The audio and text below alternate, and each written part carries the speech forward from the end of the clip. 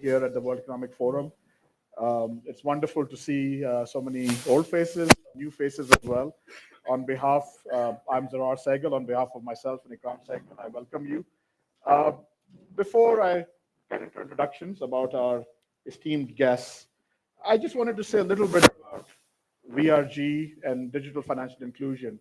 Pakistan has a national strategy of financial inclusion, which is designed to get the unbanked into the system. Part of that program, Pathfinder Group has developed a switch or a program, the SR mobile account, which was designed not just to further the strategy, but to augment it. And this, I'm very proud to say, was designed, created, and is now being implemented as a homegrown domestic Pakistan product. And I think one should be very proud as Pakistanis that this was created in Pakistan by IPATH, VRG. A lot of those people are here today, and it's with great pride I welcome them as well to this forum.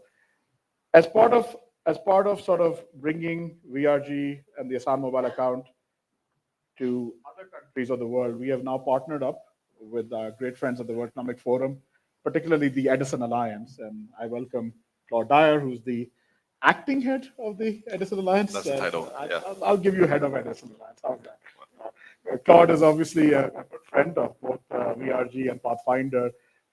He was the first one to bring quantum computing to the World Economic Forum and was part of that program, and now has really led the push to get the underserved or the underprivileged into the financial network. And so, Claude, I turn to you first to say a few words. Thank you. That's great. Thank you, Zarar. Mr. Segal, Ali, Salman, the whole team at BRG and Pathfinder Group. Thank you for having me. As you were saying, I work with the World Economic Forum and I lead the Edison Alliance, which is the forum's flagship initiative on digital inclusion, which we launched 3 years ago. You might be aware that 1/3 of the world population does not have access to the internet today. So we've gathered a pretty large community of 160, 180 partners, really around a common goal to see how we could collectively bridge the digital divide. And I see Mats from GSMA, who is one of our champions, which is a group of very, very senior leaders and CEOs and ministers, heads of UN organizations that are really providing great guidance and leadership on that. So we are addressing the main barriers to universal digital inclusion, which are, of course, access to connectivity, the lack of the necessary digital infrastructure, but also affordability of devices, affordability of data plans, and what we call usability, which is the lack of necessary digital skills.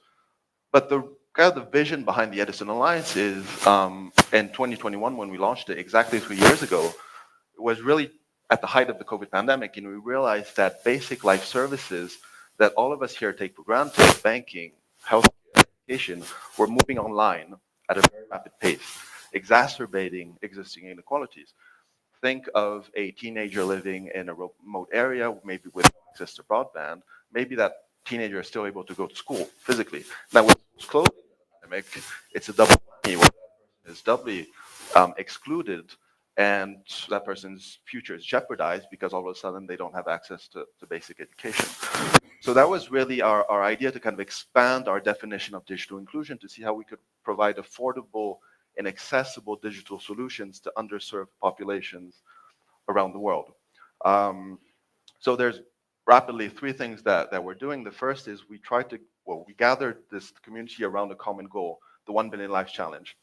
The idea was to set a very ambitious but simple challenge to see how we could provide these services to 1 billion people around the world by 2025. And we announced 2 days ago now, in a press release and several press conferences and events, that our partners have reached 784 million lives so far across 320 initiatives and in 127 countries.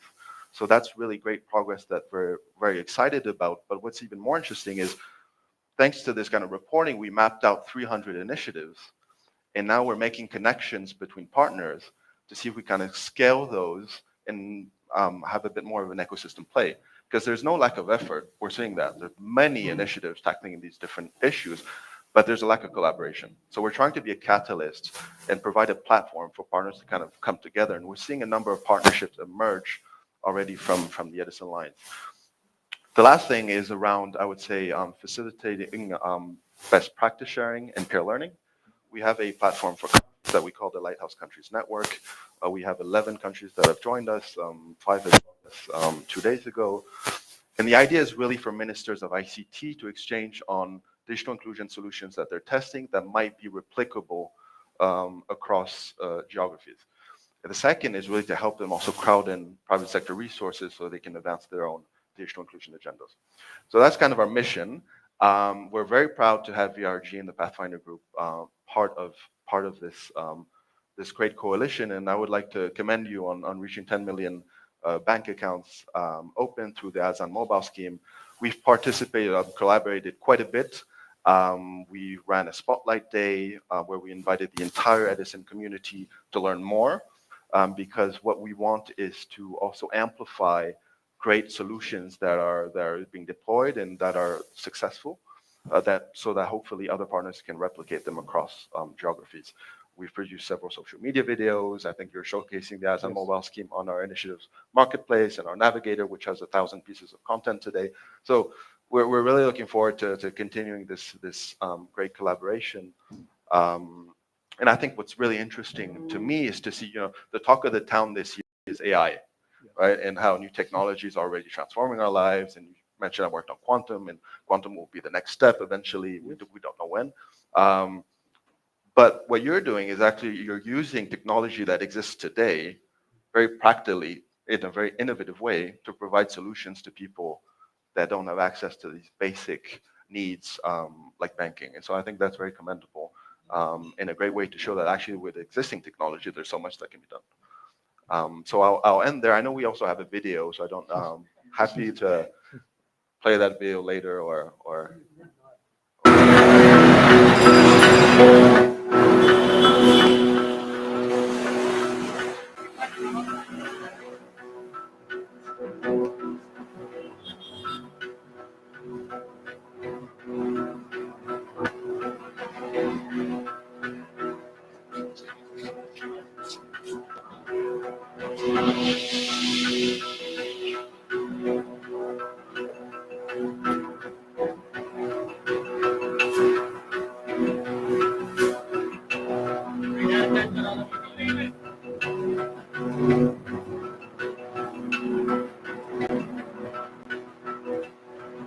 जैसा कि हमारी village की औरतों के लिए bank का जाना बिल्कुल गैर जरूरी समझा जाता है। आसान मोबाइल अकाउंट हमारी औरतों के लिए चाहे हमारे हाथ में ये काम है।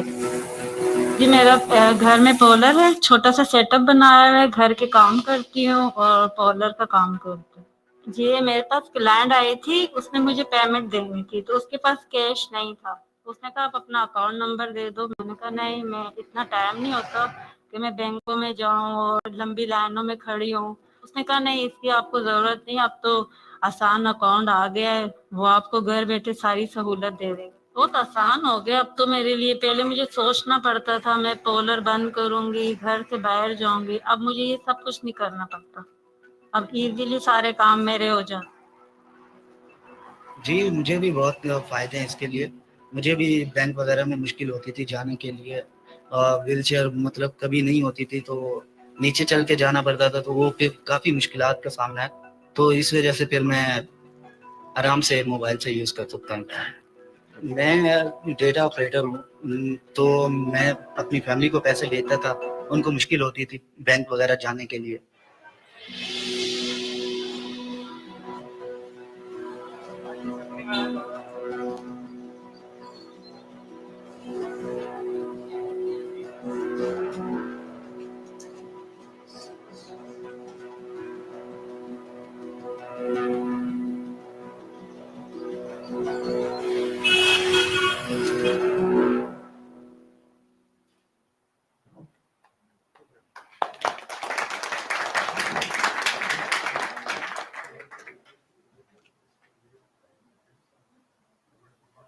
Yes, made by the Edison Alliance, of course. Absolutely. So again, thank you for the. Well, thank you, Claude, and obviously thank you for Edison Alliance's support. What you're doing obviously with us, but what you're doing the world over is critical. I think the idea to bring the unbanked to the net, and really empower women as well, and to bring sort of people who have been outside of the banking system into the net remains a critical goal. And I think your quantum computing background will help you, for the future. From what I've heard at the WEF, I think you'll have the skills necessary. Well, I think lawyers like me will be obsolete soon. So AI and quantum computing will take over soon. But thank you again.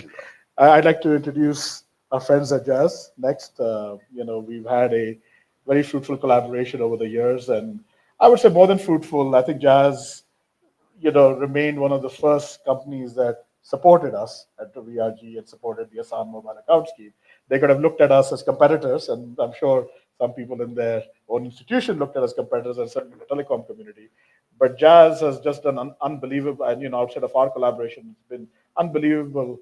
In Pakistan, it's the largest telecom provider in Pakistan. 60 million subscribers. Is that over 60 million? 70 million subscribers. So my data is already old. So over 70 million subscribers. Jazz Cash, for people who are familiar with the digital wallet scheme, remains the most popular way of transferring money, as a digital wallet scheme. And with that, I invite Amir to say a few words. Thank you. Thank you, Zarar. And, let me get the customary but very heartfelt words of appreciation to you, Ikram Saab. And also thank all the guests who are joining us, Mats, Dr. Saab, Janzeb Saab. Familiar faces, I think I'll be preaching to the converted, but I think it's an important story that must be told. Last year, the term polycrisis got coined over here, from COVID to conflict to climate. And I think given the events of the last 2 days, especially for Pakistan, the cross-border incursions, I think we are in a state of, perma-crisis. We just have to recognize these kind of crises as a new normal. Just the word new normal was coined at the time of COVID. I think the world is going through a new normal where conflict and, black swan events will always be there. So we have to somehow factor those in. Pakistan, unfortunately, was negatively affected through the polycrisis a year ago. We lost 30,000 precious lives, although we did remarkably well in COVID. The conflict resulted in 30% inflation, 30% devaluation of the currency. Then we had climate, the biblical floods of 2022. We can't forget that 1/3 of the population was affected, 15 million displaced, about $30 billion, a huge amount for a Pakistani economy. So, when you look at this thing, it's difficult to get energized about the future, but we must. As leaders, we are dealers in hope, and we have to promise the world and our next generations a better world. And the question comes in, can digital do something for us? And of course it can. And it has, and it will continue to. And the stories, the inspirational stories that we just saw is just a testament on what technology can do to uplift the people and bring communities together. So we want to move away from the 3 C's from last year to the 3 T's, I would say. The theme of this year is rebuilding trust. And, technology could be a great facilitator in building that trust. And the last component of that is going to be transparency. So technology, trust, and transparency, I think, should be the new mantra. How does Jazz fit into this thing? I want to spend a little bit more time on that. You can't build trust if your population is not included. So the whole concept of AMA, Jazz Cash, digital financial inclusion is really to bring the populace into the discussion table. And what we have in our hands today is the remote control to our lives. It's one of the best equalizers that we have seen, the world has ever seen. It reduces the gap between the poor and the rich, between the urban and the rural, between one economy somewhere in the Western Hemisphere to another one, which is lesser developed in the Southern Hemisphere. But it has to be intentional. It wouldn't automatically happen. And we at Jazz have been at the forefronts of making sure that we bridge these gaps. 30 years ago, when we started our company, a lot of you probably know us as Mobile Link. We're a company that used to build towers and sell SIMs, and we will continue to do that. But our license does not define our identity.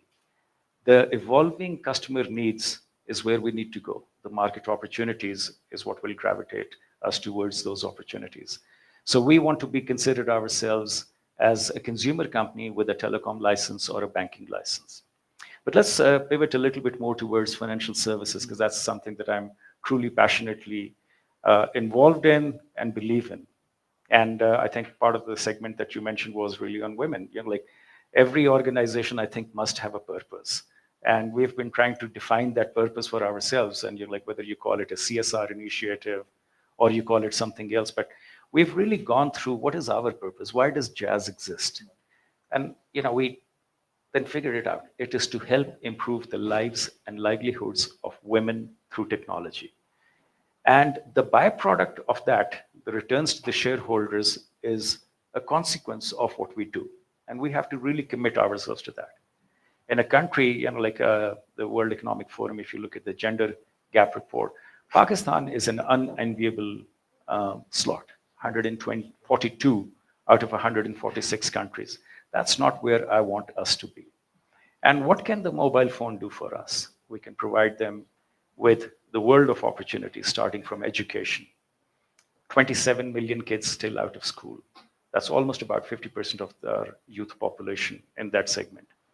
We do not have enough time, we do not have enough bricks to put all of them through traditional schools. Again, a smartphone or a tablet with an internet connection is a solution. Our ambition is to put a smartphone in every hand and a broadband connection in every home. And that is a responsibility. When we say that, Jazz is the leading operator or Jazz is this big, that leadership comes with responsibility. It is not just for, putting headlines in the newspaper and gloat about, what we have achieved. Leadership is always about responsibilities. And we have a responsibility to the country to make sure that the access to internet, to broadband is universal. If I were, I would probably redo the SDGs and say broadband must be a universal right, just like education, clean water. But indirectly, we're still supporting 7 out of those goals. So we are at the base of a number of initiatives. Telecom is no longer a sector, but a cross-sector enabler. So it helps every single sector and sectors which are important for us.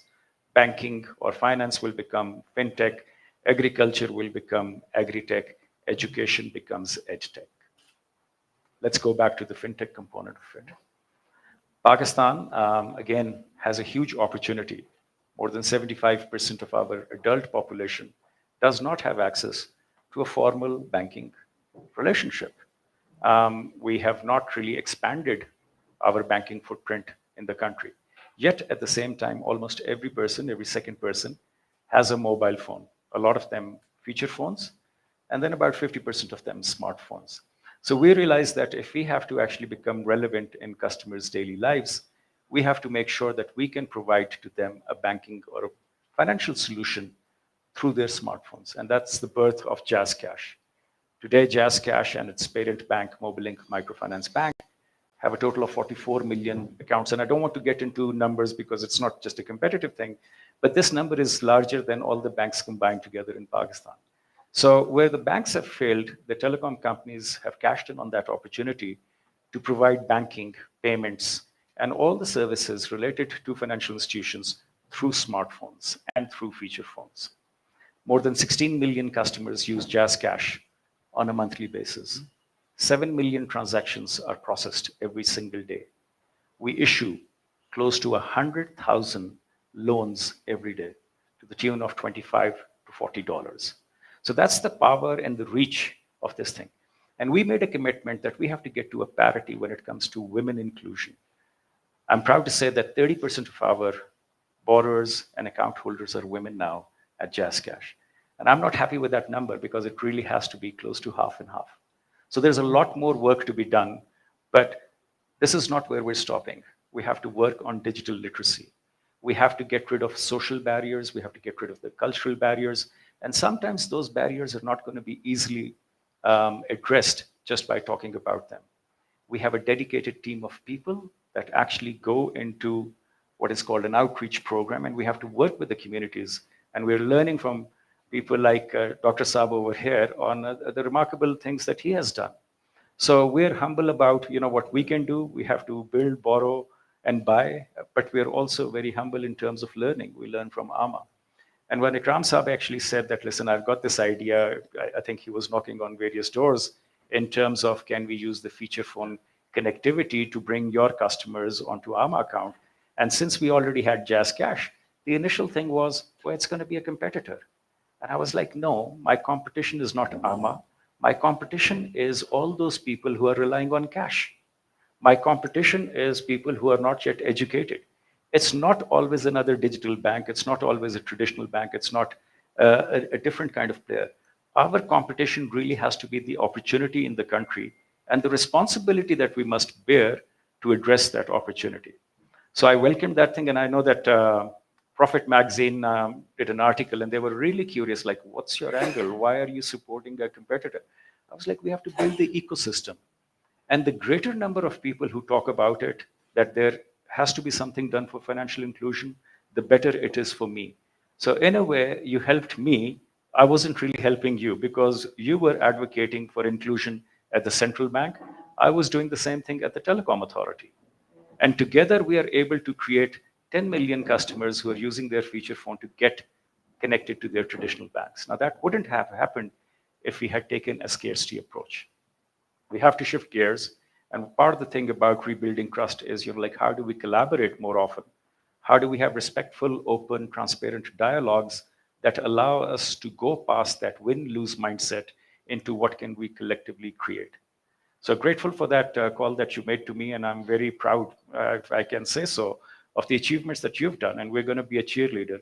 And if tomorrow you're more successful than Jazz Cash, so be it. All the more power to you. But our competition, like I said, is the opportunity and the responsibility. It is not really one-upping somebody else who traditionally is looked upon as a competitor. This is exciting, troubling times. There's a lot more to be done. I'm certainly very excited about what lies ahead, despite all the challenges that we are aware of and that we become more aware of every single day. I thank all of you to be co-participants in this exciting journey ahead, and I thank you for your time.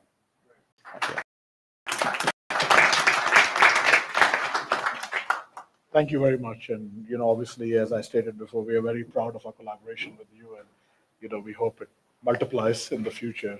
But it is interesting. I've heard a lot about fears about artificial intelligence, about how humans will be replaced by machines. But I think it's just the human brain fails to comprehend, as you said, the mobile phone that's in my hand, which is an extension of my hand, can do more than 60 computers or 100 computers with 3,000 people could do. With that, what I can do with my phone now, I can move cash, I can search the net, I can print So I think it's just the human brain can't comprehend that.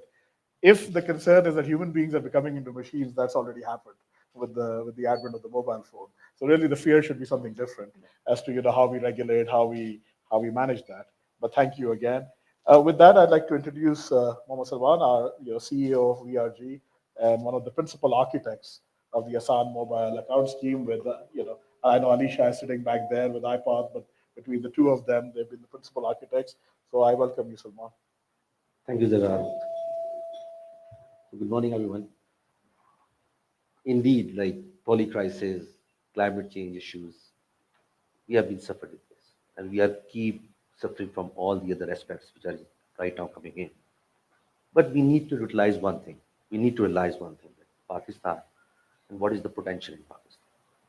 So some basics around a population of 230 million, with a youth of 60%. So we are really talking about 130 million people, youth. The gold mine in Pakistan, I consider it as a gold mine. Concerning a 196.4 million subscribers of telecom operators, means these are the potential clients, the people who have an outreach, out of which 46% are the smartphone users and 44% are still the feature phone users in Pakistan. And all those masses, and especially those youth, are actually using those feature phones. So the opportunity lies there. I totally agree with Ahmed. Like, the real competition is cash. The real competition is financial literacy. The real competition is like how to get the people on board on the financial services. But one, we need to realize that those are the people who are very much tech savvy with respect to the mobile wallets operating because of the people like Jazz Cash, because of the people like Jazz. Those are the pioneers who actually created these rails and make them people educated that how to use these services. Again, the issue is they are not reachable, or the services which they are actually using is not interoperable. For example, if I'm using a SIM of A operator and want to open a bank account in B bank, which is not a telco-led bank, that is not possible. So these issues were there, and because of that, from year 2000 till 2016, we have been suffering from financial inclusion number. So from 5% to 7% to 8% and to 12%, but we are not going anywhere. So we need to have a sort of solution, a sort of regulations first, where the interoperability among the telecom operators and the banks need to be placed. So this is the first step. And then second step comes in how to get it implemented. Because every telecom and a telecom-led banks or a commercial banks or retail banks have their own philosophy of operating in Pakistan. They are not synced. The good part is the National Financial Inclusion Strategy has been introduced in Pakistan in 2019. So that is something which actually make people, okay, this is the pathway and we have to follow these potentials. But in 2017, in fact, the TPSP regulations, the third party service provider regulation has been introduced in Pakistan. VRG has been called to participate in that. And right now we are the only entity in Pakistan who have this commercial license of third party service provider. So by virtue of this, all the telecom operators right now are interoperable. Their services, their USSD service is interoperable with us. Now the issue is we need to have a sort of scheme. As Amir said, we need to have an ecosystem first. So for the ecosystem, first you need to have a certain scheme, a platform where every mobile user, either from the smartphone or for the feature phone, interact with the bank. And the bank is of its own choice. It's not like any A bank or a B bank. So that platform will be need to be have there. So iPad and VRG all together made this platform. As we speak, this platform is being called as Amani platform. And the first scheme, which has been introduced by the World Bank, the State Bank, PTA, is the Asan mobile account scheme. And that scheme is actually enabling all those masses who are using feature phones, and by dialing just a short code from any telecom operator, you can access the banking services. You can open a bank account in less than 2 minutes without producing any sort of document. All the email, KYCs, and everything is automated. It's been verified online, real time, and the account has been opened directly. So think about those people who are working in remote areas.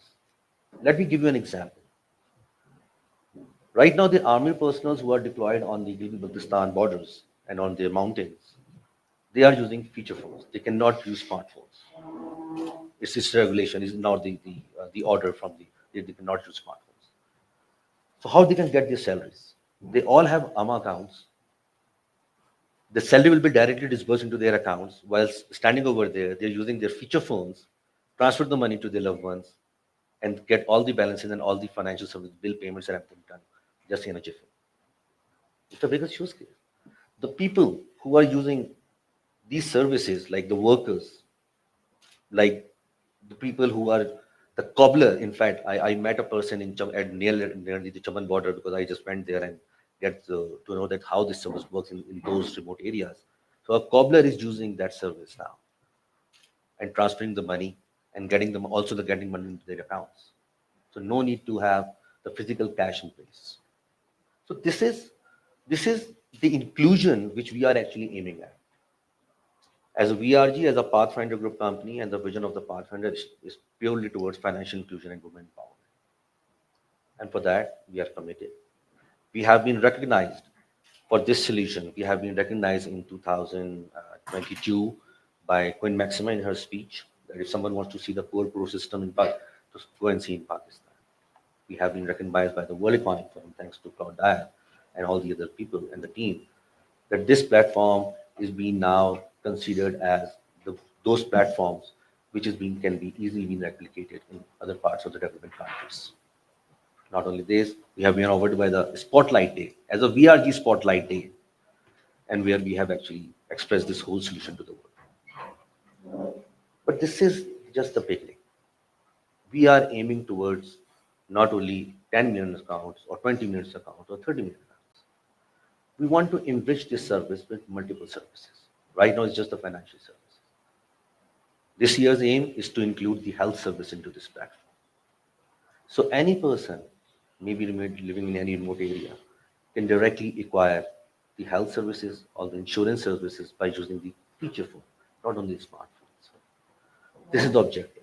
We have already collaborated with different service providers, different insurance companies providers, and we'll be launching this service in next quarter.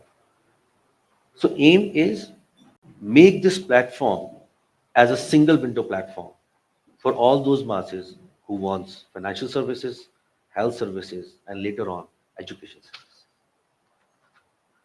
Seamless payments in Pakistan is very much possible now.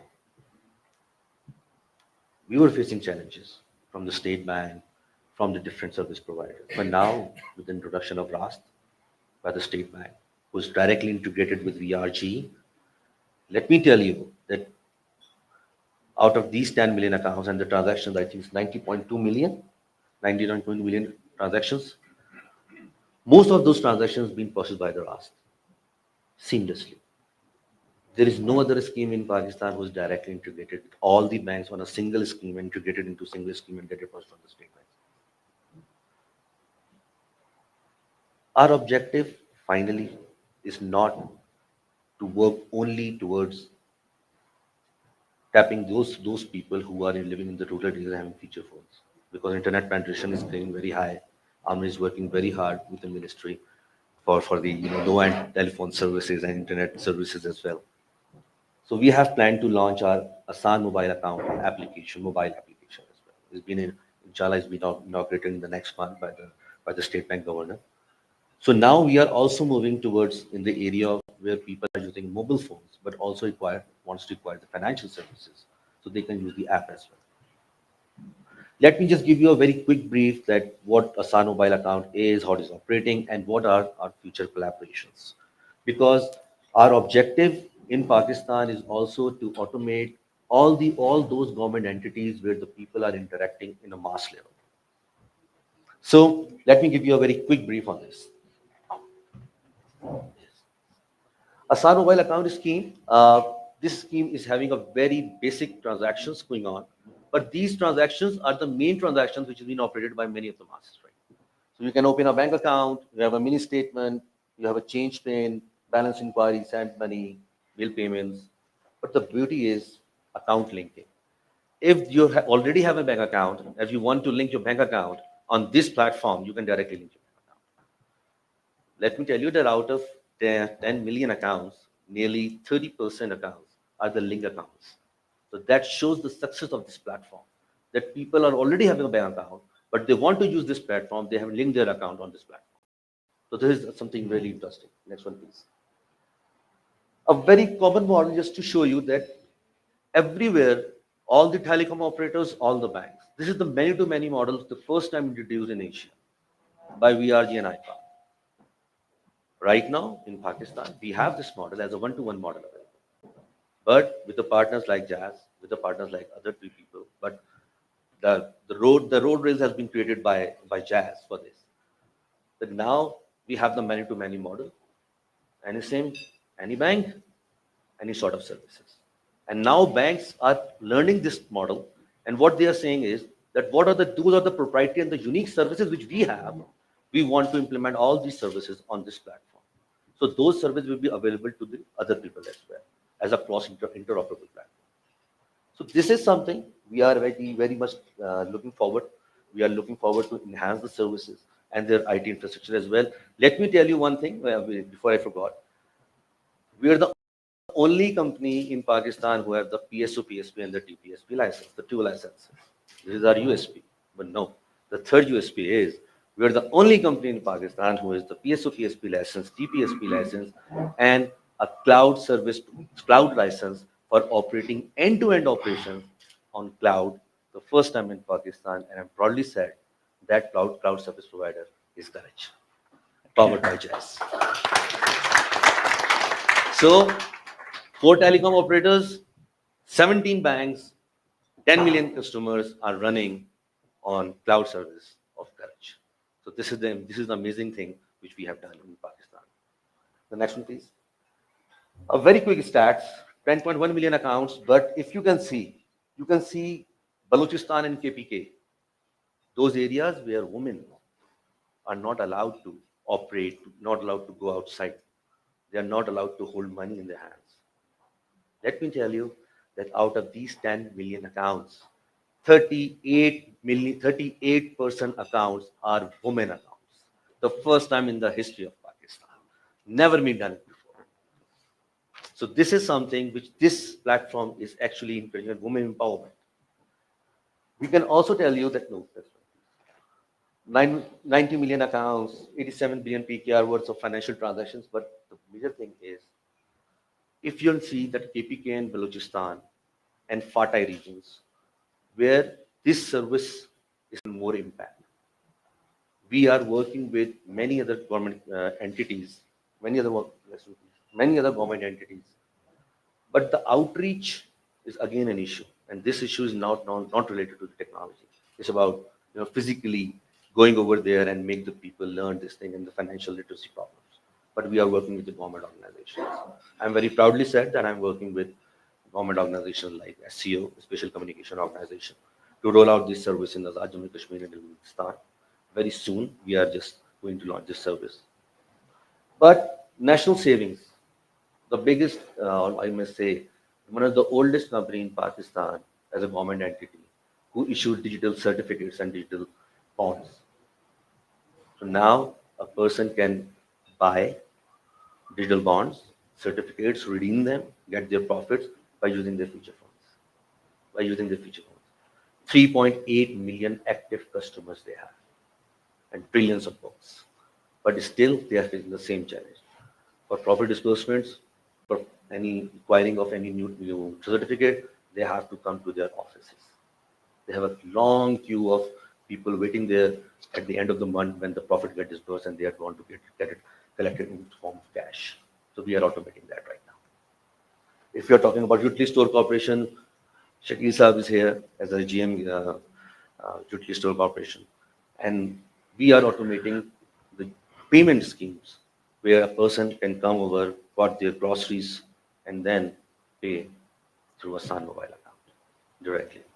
So this is right now the POC has been done. So we are about to go live very soon. 200,000 unique people visits Utility Store Corporation on a daily basis. Again, it's a government organization. We are working very closely with them. Zari Tarakki Yatri Bank, the biggest agriculture bank in Pakistan.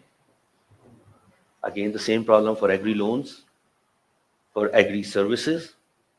They have the app, but again, those farmers don't have this internet available, or maybe don't have the smartphones available. So all those services now will going to be on the feature phone by using the Asan mobile accounts. This project we have recently concluded. Recently, we have done the RFP as well. Bank of Khyber is the same bank, just like a government bank, but the good part is that they have the very, very deep penetration in KPK. The whole KPK, 78% of the KPK is being, the financial transaction is being, moderate by Bank of Khyber. They are onboarded, and again, it's a government bank. The good part is, by the increase of AMA and by the increase of women transactions in KPK, this encourages Bank of Khyber to introduce this service. So again, thanks to AMA scheme and their participants who actually make this possible. I'll come later on visa. The last is the very biggest program, one of the biggest program in the world, that is GDP program of Benazir Indian Support Program. The chairman of Benazir Indian Support Program, sir, is here. He's very kind that he gave us time and to present the solution that the beneficiaries and all the women beneficiaries, and if I'm not wrong, sir, 90 million, sir? 9.3 million. 9.3 million beneficiaries, and all are women of Benazir Income Support Programs. Is right now, we are having a word with them. We already have demonstrated that how those women, by using those feature phones, can get all the disbursements on a monthly level. They can also have all the access of their transaction histories. And not only this, for their re-registration process, and also for the authentication of the service, because sometimes, because the woman is not literate, so the cash provider or the agents who is giving the money, they might be, just bluff them. So for every transaction, they have to have the validation on their phones, but again on the feature phones, because those people only have the feature phones available. So this is the program we are working with them, and we are very much sure that we'll be going to automate this process on the feature phones. Last but not the least, Visa. So first time as a strategic partner, VRG has become the strategic partner of Visa in Pakistan. But what is this strategic level? Because there are three main pillars. The first one, financial inclusion. For any program, for financial inclusion program, Visa is with us. And they want to know not only to invest, but also educate people with the financial literacy program. The second one is very interesting, that most of the government organizations, and I'm just missing Nadra people here, that Nadra is a very big organization. People go and pay with it. Unfortunately, they accept only cash, no digital payments. So for that opportunity, and because we are also moving our paradigm towards another pillar to go into the tap and pay services. So we are introducing a tap and pay services in the Nadra e-service centers, and also on the different organizations. But this is something which only for the government entities, and for that Nadra, like Visa, have given us a very high level discount. But this again going to be for the government organizations. So we are working very closely with the government organizations, because my perspective personally is that if the government organizations get digital, where the people interact, that will create a much more bigger impact as compared to the other services or other service providers, because everybody in Pakistan need any sort of government service to get the things done. So this is my whole objective. So guys, this is something which ERG is focusing on, the Pathfinder group is focusing on, our objective, our investments, and our commitment. Last word is Pakistan has a huge potential.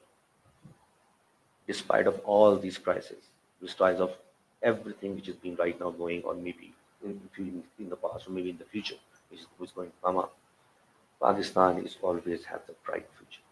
We always have a habit of bounce back, even if it's a political situation, even if it's the financial situation, or even if it's a matter of cricket as well.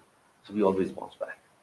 But remember one thing, that this youth, this gold mine is never there in Asia. People can invest in Pakistan. We are now replicating this model to other developing countries, but with a flagship out there, this is a Pakistani product.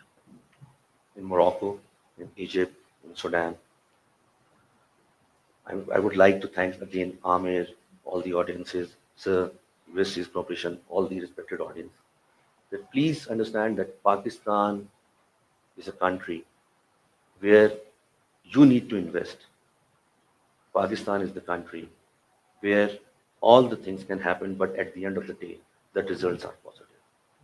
You can see JASCA, you can see VRG, you can see any other companies. Potential lies with the youth. Potential lies with the operators. Potential lies with the services which is being, and all the flexible policy by the State Bank of Pakistan, and now the telecom operator and the PT as well. So the atmosphere is very good. I would like to say, at the end, I would like to say that this country, Pakistan, is having something very unique, which has never been, I have seen in any part of the world. Thank you very much. Thank you.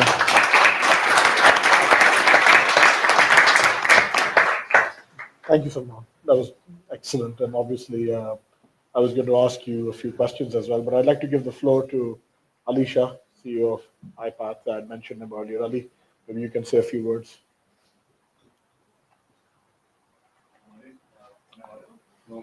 No.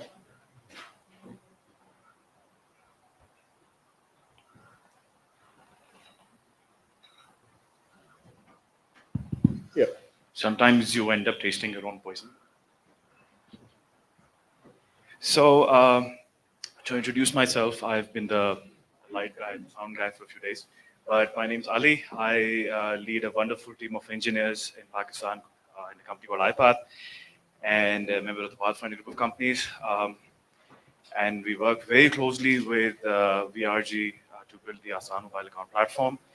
I think I'll take a minute to actually appreciate the efforts and the support that we received from Jazz, because being the chief architect on the project and sitting between two regulators trying to fuse together two different industries, one talking about carriers and channels, and the other talking about transactions. It was a huge challenge. And specifically when you're walking into, and at that time, back in the days, we actually had very good experience as far as banking is concerned. But when it came to telecoms, we were just, trying to brush up the surface to try to understand how this industry works. And walked into a lot of rooms. A lot of people told us, your competition, we're not interested. But then, there was one room that we walked into, and they said, no, we see an opportunity over here. And that was Jazz. And just because of Jazz, the first integration that we made with Jazz, that actually was a trickle-down effect, and the entire telecom industry then started integrating with us. That one step made us, it was such a giant leap for us that, that actually gave us the entire telecom industry. And then the telecom regulator was already supportive, but then, we had a model to actually present to all of them. For AMA, I'd say the example is somewhere in the 60s, Motorola actually invented the first telephone. But there was some Pakistani sitting there in the 90s who invented the most ubiquitous signaling model, which is called the missed call. I'll give you a missed call to try to understand, come out. Call an Uber in Pakistan, I'll give you a missed call and come out. And I think this is something as what we're seeing right now is basically the beginning of how AMA is going to be used in the future. Because a lot of people are going to come up with their own use cases. There is going to be a lot of frugal inventions. Banks are coming up. A lot of G2P institutions are coming up. We're actually discussing different cases, how we can build around them.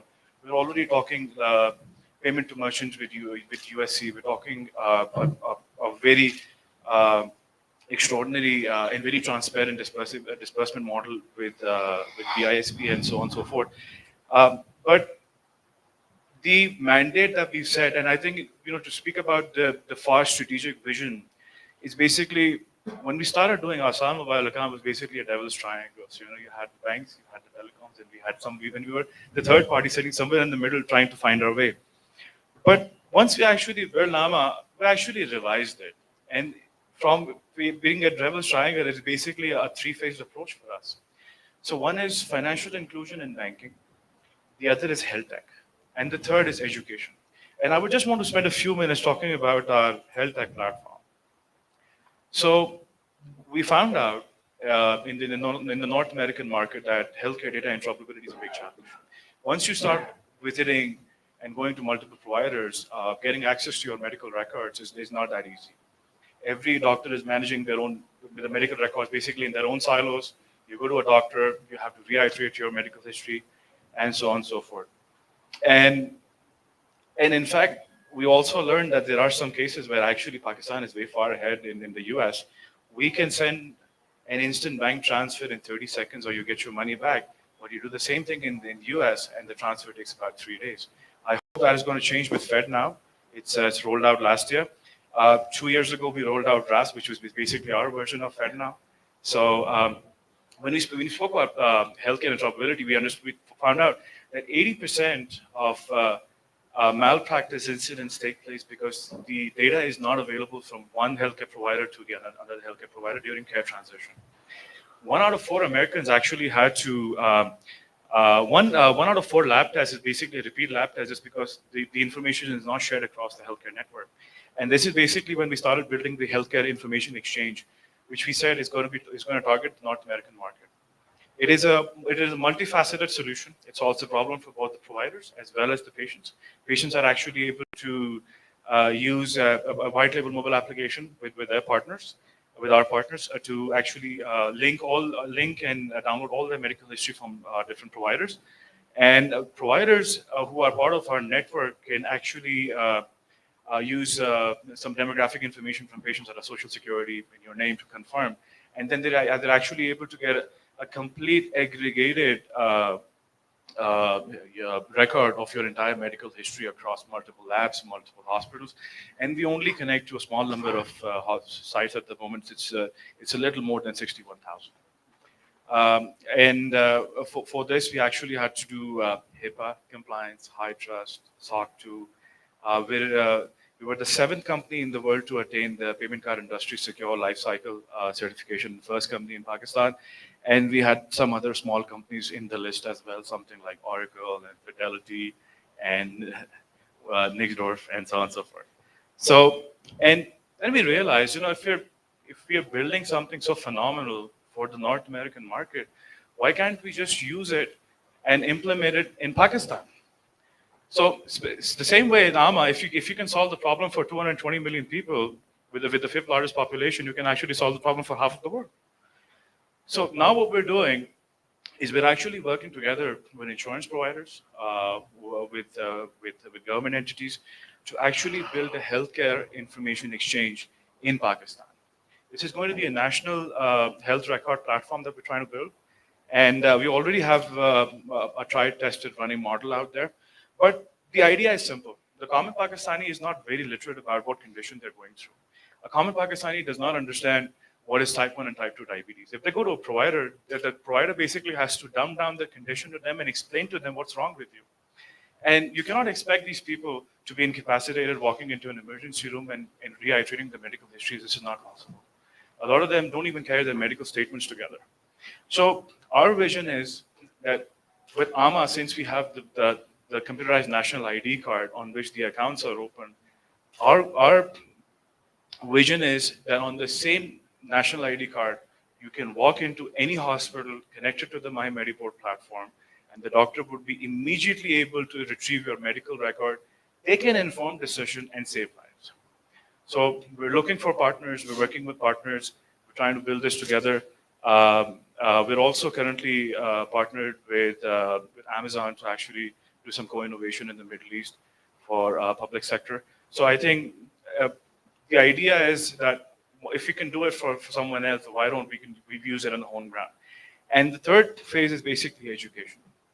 Mr. Sehgal has actually set a very compelling challenges for us, and education is also one of them. So we're also working in the education sector, trying to build quality education, working with Mr.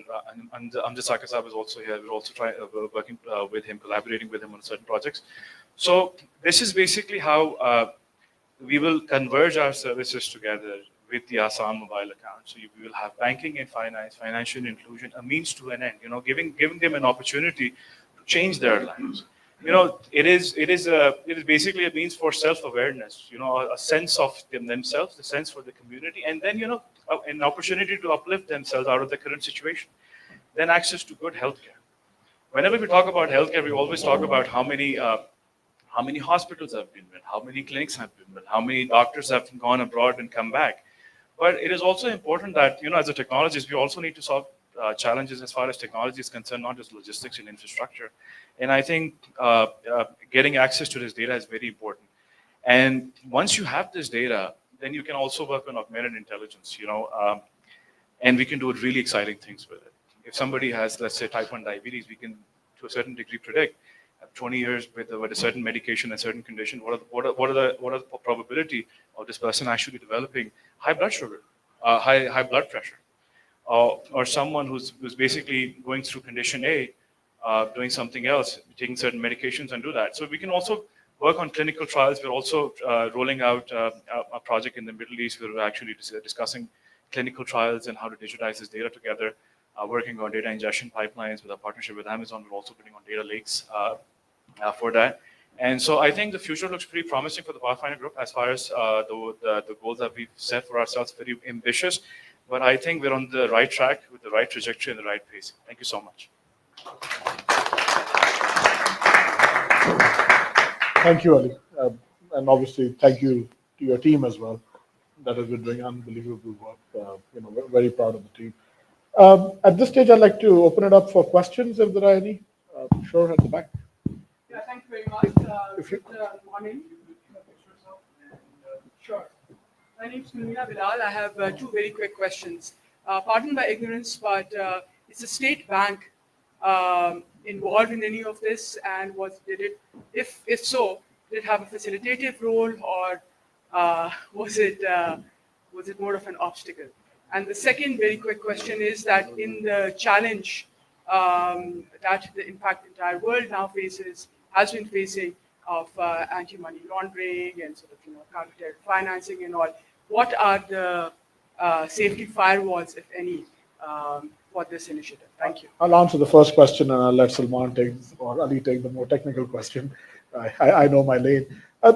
So VRG and the Assam Mobile Account Scheme is regulated by the State Bank. I think, as Salman said, we're one of the probably the only person, only company that's been regulated both by the State Bank and by the Pakistan Telecom Association as well. So we've got both licenses. So the State Bank is very much our regulator, or one of our two regulators.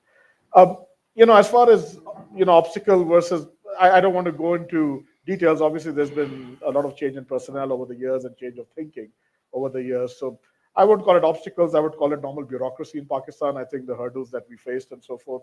But I think to bring it up to speed today is they're very much supportive of the platform. They very much, promote it. It's not, as we've pointed many times, it's not a government-owned entity.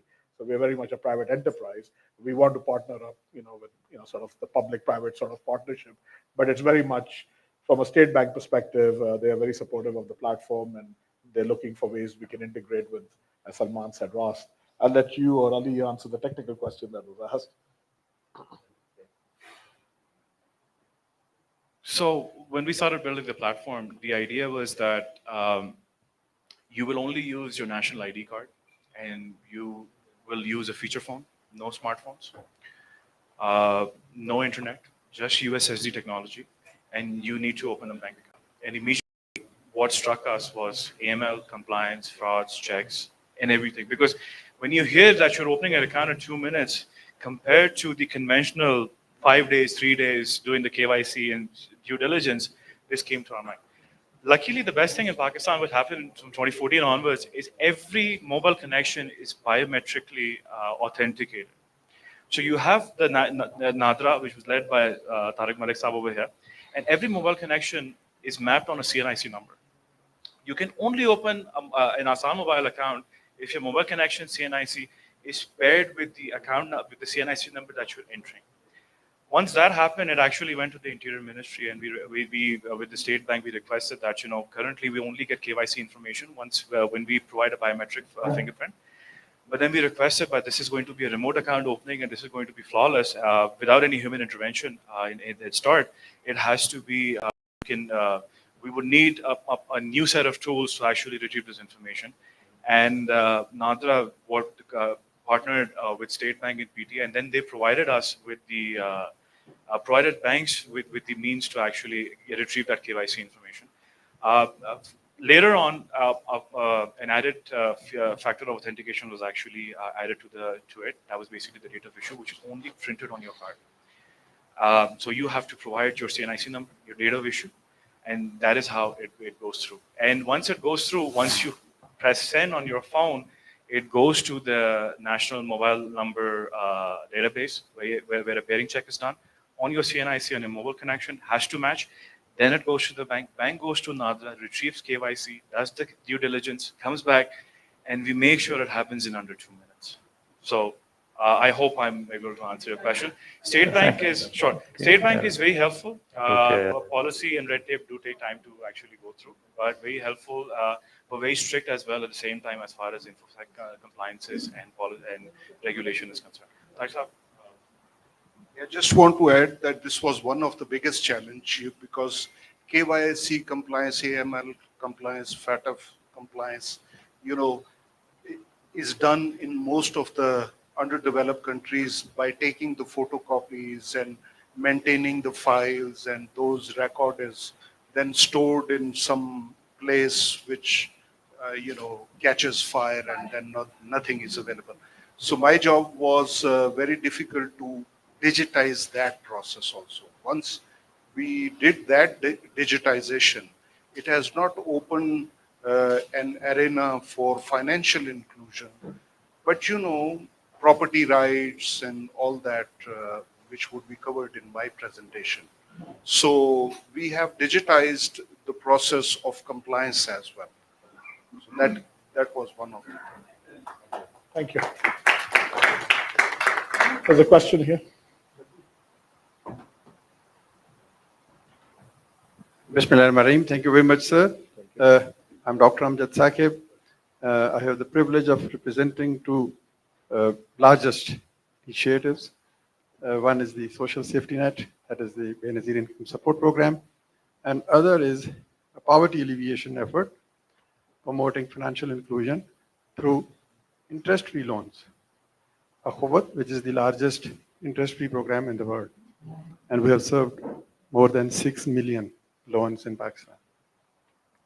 Why I truly appreciate Amir Saab for his contribution and VRG and all Pathfinders and Ikram Saab. My question is that I'm extremely keen to have a linkage with VRG and BISP. We have started working on it. We have 9.3 million poor women beneficiaries, which will soon be reaching 10 million. So the biggest challenge for us is not the data. Thanks to Tariq Saab, we have a wonderful data which is endorsed by international agencies. Its transparency is above board. And the biggest issue for us is that when we transfer this money to the poor women, there is a fraud and this, embezzlement, which is usually in Pakistan called katoti. The vendors, if the women receive 9,000 rupees, so they usually get 7,000, 7,500, and if the vendor is too kind, he will give him 8,000 rupees. So now we want to, open the bank account, bring all these 10 million women into the financial inclusion mold. We certainly appreciate your assistance and your partnership, but please tell us, the whole audience, the different stakeholders, what are the challenges which you envisage to have partnership with BISP? Because that is extremely important. Why it has not been done so far? I'm just, have been in BISP for the last 2.5 months. But my ultimate objective is to open 9.3 million bank accounts. We want to write a new chapter in the history of financial inclusion in Pakistan. So you please tell us what are the challenges which you envisage and how can we all, make an effort to mitigate those challenges. And obviously, Amir Ibrahim's, deliberations on this will also be extremely worthwhile. Thank you. Thank you, Dr. Saab. Why hasn't it happened? Both you and I, we need to work harder at making it happen. That's the straightforward answer to that.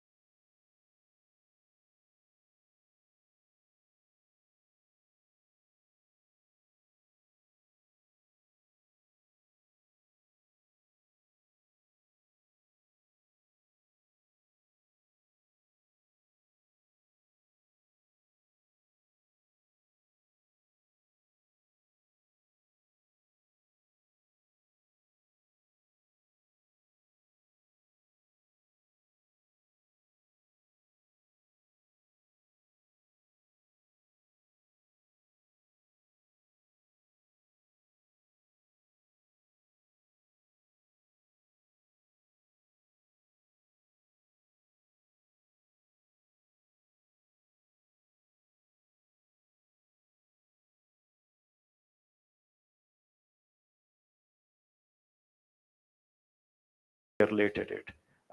The bid that we proposed this time, we said that we will transfer the money only in a mobile account. We will not give cash. We don't want to give cash because cash has many issues, as highlighted. But there has got to be some forward-leaning mindsets also in your organization, and I hope that you continue to spearhead it because now we're beginning to see that ray of hope that we have to do something differently. We cannot keep on resorting to what we've done in the past. So very succinctly, what needs to be done is you and I to sit down together. We explain to you while opening a mobile account, whether it's mine, whether it is someone else's, Habib Bank's, it does not matter, but put the money in a bank account. What we can do additionally is What does the money get used for?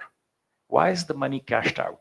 So Jazz Cash today has 300,000 retail outlets where your QR code through a smartphone or a USSD string can help you purchase groceries from that shop.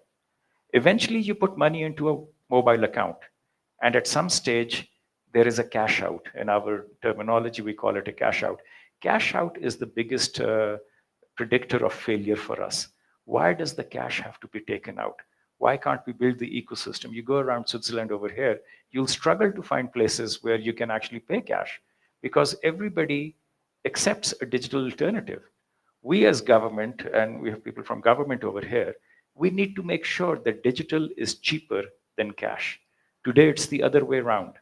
There are greater impediments to onboard digital than there is to cash. So hopefully once we go back, we have another setting.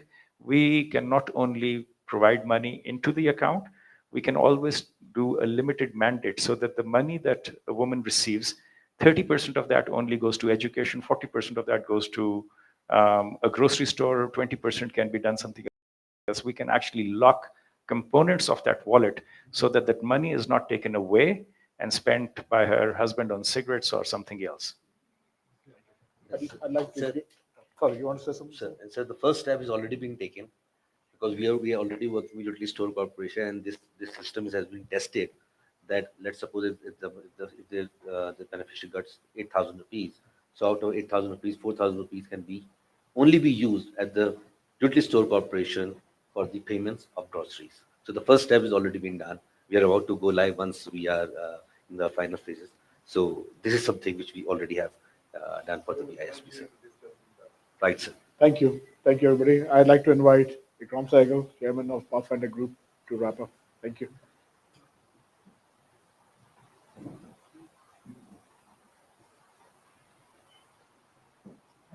Bismillahirrahmanirrahim. Can everybody hear me?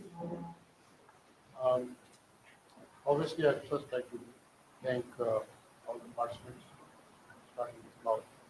And you cannot imagine the amount of support we've got from the World Economic Forum. And really, we are today because of the encouragement and because of the support we receive from them. And Claude, acting or whatever, you have been absolutely the part of it right from the very beginning. Thank you very much. I would take this opportunity, of course, to say again to Jazz, thank you for being there, Ahmed. Thank you for being there, Ali Nasir, because both of you started with Ali and very important to Ahmed. I think Ahmed took a strategic decision which is very difficult to make, and it hurts your own commercial interests. And I think that was something which was really, really strategic decision which has changed the destiny of the poor in Pakistan. Just don't think it's a small, it was a decision will change the destiny. You know, we had a slogan in the 70s by one of our late Prime Minister, Roti, Kapra or Makan. Roti, Kapra or Makan. We said bread, clothes and housing. Now, Roti, Kapra, one can understand where do you get housing from if you don't even have a bank account. Right? So there was no cost question. Now, low-cost housing will be available to those who have Asan mobile accounts, and we're already actually working on that, and a number of initiatives we're taking. And obviously, you know, for me, it's a proud moment, and I'd like to thank, you know, my people, Salman and Alisha, and all the other people who took part in developing this, and the part who supported this great issue. I just want to tell you that neither am I a financial expert. When I left the army, I thought LC, letter of credit, was a girl. So that's how much I still know about finance. And I'm not technical by any chance, which my son knows, because he keeps on, and my daughter-in-law, they keep on checking me on my techniques. I do this, do that. Right? The point is, we had a vision. And I had the good fortune of being backed up by my family, right? And particularly by my son and the others in the family, Nefar, who actually thought about it right in the beginning. And then the good fortune of employing those people who went with my strategic decision. That's very important. And that was very important. And then, of course, we have gone from strength to strength. Alisha has spoken about Amazon, what we are doing. We're very close to solution there. And again, I'm happy. Representative from Visa is here, and we've partnered with Visa, and Visa is not partnering with us only in Pakistan. We've already entered into a conversation in Egypt because of Visa, and because of Egypt, Morocco, and a number of other countries. So the sky is the limit. And like my son says, now we are open for investment. Because up till now, we have not taken a penny from outside. All the investment has been done by the company in itself. We have not got any, the thing we did look for some money from them. We found a bureaucrat sitting there who wouldn't give us the time. Right, so we never got any money from them. Right, and we never took a bank loan. So all the money that today we have is our money. And of course now we are looking forward to equity, and we are going to talk about, but we're not going to go sort of, we're going to sit it out, and my son will decide upon whatever route he wants to take. I want to take this opportunity of talking to you directly, Dr. Amjad. You have all the good intentions in the world. BISP people don't. I'm sorry. They don't. Let me tell you, after you said 3 months have elapsed, that man's on leave, he hasn't come back from home, he's gone somewhere else, he's not available for a meeting. Our people have been going from Karachi to him 7, 8 times. They've never met him. The one time they met him, they've said a good word. Sagib sahab, Dr. Jahanzeb is here, and I tell you, you're not going to get anywhere. The way you got to a Kuwait, mashallah, it's a phenomenal thing. But here you are in the hands of bureaucrats, who are in the hands of banks. I was on the board of Bank Al-Falah for almost years. And the money we used to earn from VISP. Because they were having a rollicking time. Like 10 people used to earn crores of rupees. Right? And let me tell you one thing. The Benazir in support is provide food on the table. Is that money going to provide food on the table? It's not. And exactly what Amar has said. Until you tie that money up with groceries, if you want to provide food on the table, it can only be used to buy groceries. Or else, of course, if it's meant for education, that's a separate thing that can be worked out. But that particular thing, and that is why we're working with Utility Stores Corporation and the GMIT, who's done marvelous work for the 4,500 stores of Utility Stores Corporation. So we are working with him. We're already integrated with him, that thing, etc. And with the result that if the money goes into the AMA account and the person goes to a utility stores, he can only spend it on groceries, which is meant for. So first of all, the government of Pakistan has to decide whether it's meant for the drinks of the wife's husband or the son, or whether it's meant for the groceries on the table. That is what it is. And I wish you, because this is going to be a hard road to do. But I would also like to say that we've already, with Cloud, we've already integrated financial inclusion, we're integrating health, and we should integrate education into that one platform, which is your dream, West's dream, Edison Lyon's dream. Please, I want to thank all of you again. I want to thank the members who are sitting here of the Chamber of Commerce, the president on his telephone, but he's here. And I want to thank other members. I want to thank my family especially. They've always been supported. And I want to thank all my staff, the people who actually put up this stand in the morning, the people who actually do the printouts were like, my secretary, my others, all of them in their own way. The people who are now serving booth which we are making here, right, which is special to Pakistan, right? And so before you leave, please do have a little bit of Gulparsi, whatever you can get. Thank you very much.